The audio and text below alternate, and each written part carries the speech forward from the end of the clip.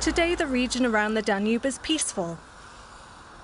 At almost 2,800 kilometers, the Danube is Europe's second longest river.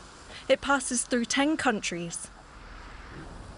In Deggendorf, life has returned to normal, but it's taken time. Across the river, more than 200 houses had to be rebuilt, more than 600 refurbished. A memorial marks where the dike protecting the district broke. It reminds Michael Kuberger of his responsibility to the residents whose homes were destroyed. The dike along this stretch was rebuilt immediately after the flood. But because it's too low to withstand severe flooding, plans were also put in place for a new dike about a kilometre away, in that direction. But the new dike comes too late for people like Hans Dallmayr. A dispute over insurance means that he's only now able to demolish his destroyed building, and it will take time to rebuild his business. Wir haben alles verloren, was wir besessen haben. We lost everything we had. There wasn't even a pen left. It was all destroyed. All the data, all the records we'd collected since the company was founded in 1970. At around 4 meters, the old dike was not high enough to hold back the water in 2013.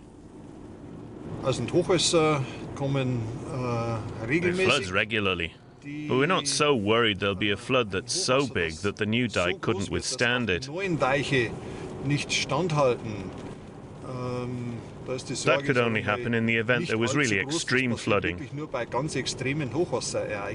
which is, of course, something we can't totally rule out.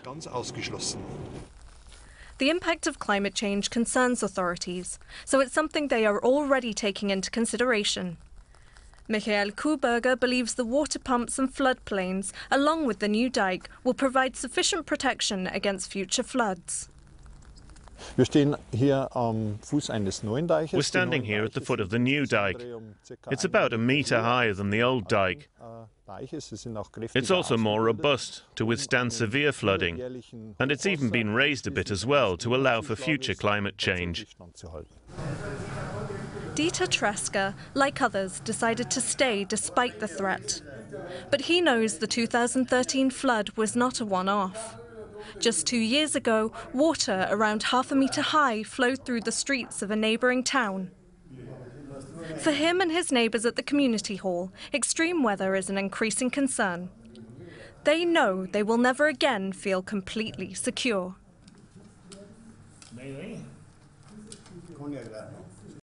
Climate change is throwing nature's timing out of sync in Africa too. That's quite a headache for the farmers who are trying to grow crops. A team of scientists is helping the farmers in Burkina Faso or their colleagues in Burkina Faso to install a system that will record the distribution of rainfall across the country. It's based on a mobile communication system and could, for example, help the small-scale farmers and the rural households in Africa to make the most of the seasonal rainfall. And improved data could also help the African agricultural system to be less vulnerable to extreme weather situations. The wells are almost empty. The land is parched. For months, farmers have been hoping for rain. Temperatures are currently soaring in Burkina Faso, often exceeding 40 degrees. It's sweltering in the capital, Ouagadougou. Weather patterns are changing, and scientific data on them are scarce. So a team of scientists from Germany and West Africa are researching how much rainfall there is and when it occurs. New state-of-the-art software is designed to help them measure precipitation and supply them with information fast. Formerly, you could only retrieve the information with weeks or even months delay. And we work on the technique that we have the information with some minutes delay only, and this gives a lot of opportunities in decision making, from urban flooding, from nowcasting of flooding, till decision making in agriculture with little delay. Further inland, the researchers operate a climate measuring station.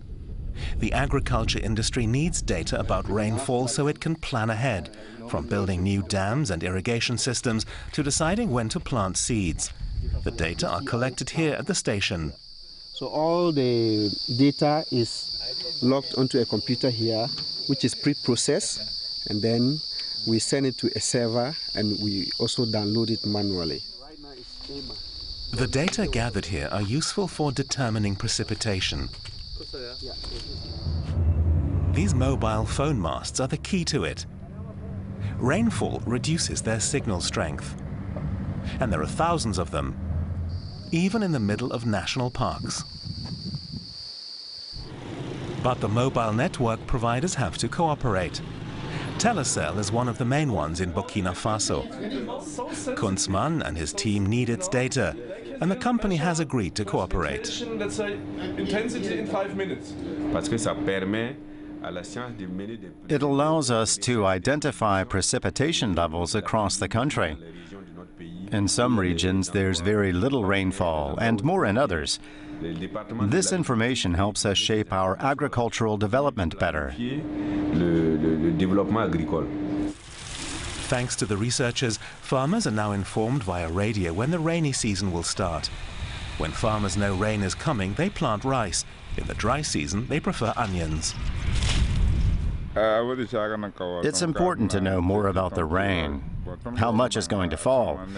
Otherwise, the rain will wash away the seeds or rot the vegetables. Understanding rainfall is crucial to farmers' livelihood. Factoring climate variables into their farming practices helps them improve their harvests. On Eco at Africa, we've already looked at various kinds of sustainable charcoal made of corn waste, for example, or even, dare I say it, human waste. But did you know that you can also make charcoal briquettes out of nutshells? Today we find out about a Gambian women's initiative producing wonders out of waste in our latest edition of Doing Your Bit.